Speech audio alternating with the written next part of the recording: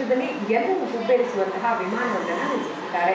ಆ ವಿಮಾನ ಅಮೆರಿಕದಲ್ಲಿ ಯಶಸ್ವಿ ಹಾರಾಟ ನಡೆಸಿ ಎಲ್ಲರ ಮೆಚ್ಚುಗೆಗೆ ಪಾತ್ರವಾಗಿದೆ.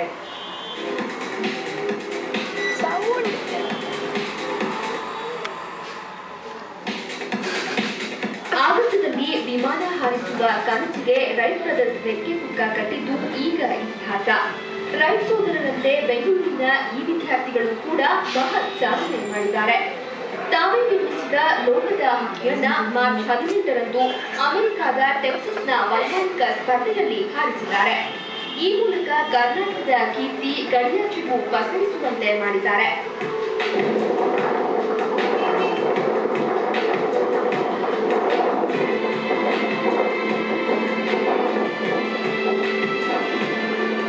ಮಾನವರಹಿತ ಲೋಕದ ಹಕ್ಕಿಯ ಯಶಸ್ವಿ ಹಾರಾಟಕ್ಕೆ ಇಡೀ ವಿಶ್ವದಲ್ಲಿ 5ನೇ ಸ್ಥಾನ ಸಿಕ್ಕಿದ್ದು ಏಷ್ಯಾದಲ್ಲಿ ಮೊದಲ ಸ್ಥಾನ ಲಭಿಸಿದೆ. ನಾಸಾ ಮತ್ತು ಲಾಕೆಟ್ ಮಾರ್ಟಿನ್ ಸಂಸ್ಥೆಗಳು ವಿದ್ಯಾರ್ಥಿಗಳ ಈ ಕೌಶಲ್ಯಕ್ಕೆ ಶಹಬಾಸ್ಗಿರಿ ಕೊಟ್ಟಿವೆ. ನಾವು ಆಕ್ಚುಲಿ ಏನು ಮಾಡಿದ್ರೆ 1 ವರ್ಷ ಅದನ್ನ ನಾವು ಬರೀ ಓದಿದ್ರೆ ತಗೊಂಡ್ಬಿಟ್ಟು ಬರೀ ಟೆಕ್ನಿಕಲ್ ಆಸ್ಪೆಕ್ಟ್ಸ್ ಏನು ಅಂತ ತಿಳ್ಕೊಳ್ಳೋಕೆ 1 ವರ್ಷ ಆಯ್ತು. ಅದಾದ್ಮೇಲೆ ನಾವು 6 months ಅಲ್ಲಿ 2 ಪ್ಲೇನ್ ಬಿಲ್ಡ್ ಮಾಡಿದ್ವಿ. ಅದನ್ನ ನಾವು 7 times ನಾವು ಬ್ಯಾಂಗ್ಳೂರ್ನಲ್ಲಿ ಟೆಸ್ಟ್ ಮಾಡಿದ್ವಿ. ಸೊ 7 times ಟೆಸ್ಟ್ ಮಾಡಿದ್ರಿಂದ ನಾವು ಬ್ಯಾಂಗ್ಳೂರ್ನಲ್ಲಿ ಏನೇನು ಮಿಸ್ಟೇಕ್ಸ್ ಮಾಡಿದ್ವೋ ಅದನ್ನ ನಾವು USA ನಲ್ಲಿ ರಿಪೀಟ್ ಮಾಡಿಲ್ಲ.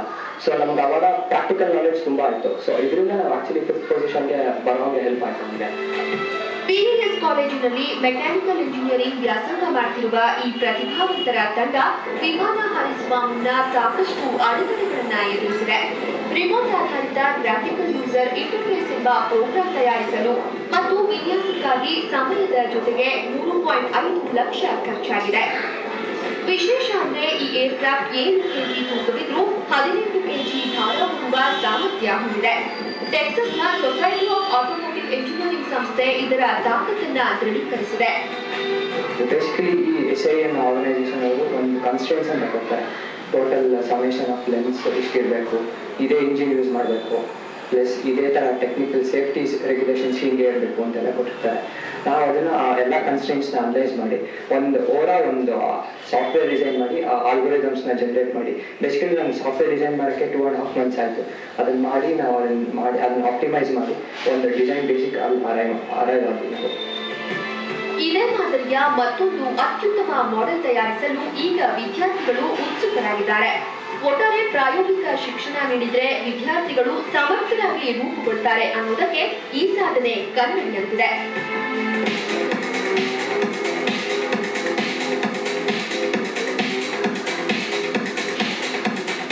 ಬೆಂಗಳೂರಿನಿಂದ ಶರತ್ MS, ಸಮಯ ನ್ಯೂಸ್.